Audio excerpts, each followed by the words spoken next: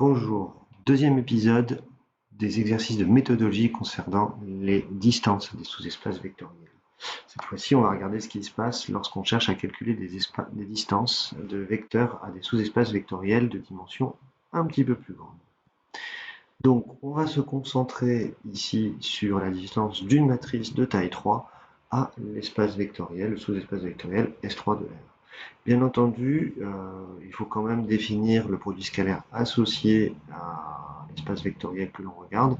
Ici, il va s'agir du produit scalaire usuel canonique que je rappelle, qui est donc le produit scalaire défini par la trace de transposé de m fois n, ou encore la somme double de tous les produits des coefficients de la matrice pour une matrice ici de taille 3, et donc plus généralement la somme va jusqu'à n si on est dans Mn2. Voilà, il est vraiment important d'avoir le bon produit scalaire, sinon l'exercice change complètement.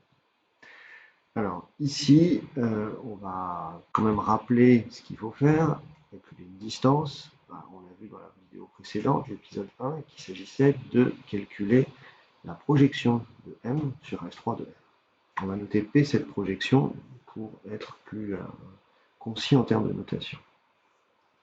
Le problème ici, c'est que S3 de R est de dimension assez grande.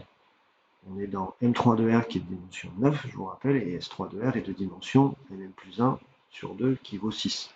Donc la formule classique de projection, avec la somme des composantes de la matrice M sur la base de S3 de R, base orthonormée d'ailleurs, serait un peu longue à calculer.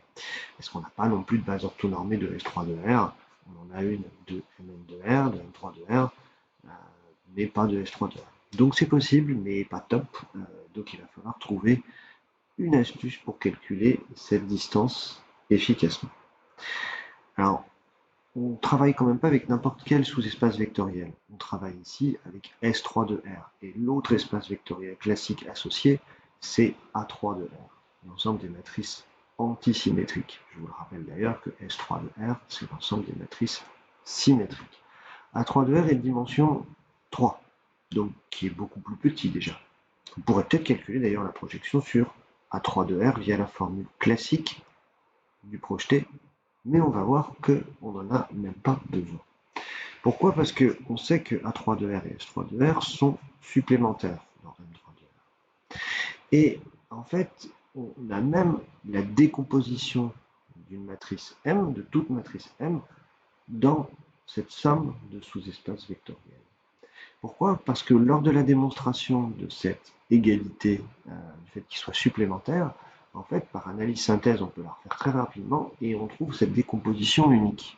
Donc M, c'est 1 demi de M plus sa transposée, qui en fait est une matrice symétrique, plus 1 demi de M moins sa transposée, qui est une matrice antisymétrique. Donc finalement, ce que l'on cherchait, c'est-à-dire le projeter sur S3 de R de M, est juste la partie de gauche de notre décomposition. Donc on l'a directement trouvé. Pas besoin d'appliquer une formule de projeté pour la calculer dans un sous-espace vectoriel de dimension 6. On l'a en fait par analyse synthèse par rapport à la décomposition cherchée. Donc par identification, on a directement notre projeté. Alors bien entendu, reste à remplacer dans la formule de distance pour la calculer. On va faire un petit peu de place. Donc on a notre produit scalaire visuel, on le rappelle, on a notre projeté maintenant, et on va calculer la distance. Donc la distance, c'est la norme de M moins le projeté de M sur S3 de R. Mais si je retire la partie donc, correspondant au projeté sur S3 de R, au final, il va me rester la partie de M sur A3 de R, c'est-à-dire la projection sur A3 de R de M. Et donc, je vais avoir la norme de 1 demi de M moins sa transposée. Reste à calculer la matrice, 1 demi de M moins transposée de M. On trouve cette matrice-là qui, on le vérifie rapidement, est bien antisymétrique. C'est quand même le but de cette projection. Et il reste à calculer la norme de cette matrice antisymétrique.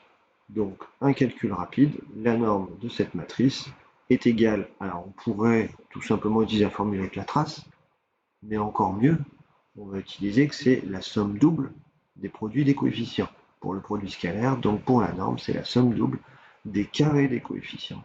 Et donc on va obtenir le nombre de 1 ici et de moins 1 au carré. Donc ici, on va avoir racine de 4 qui va nous faire 2.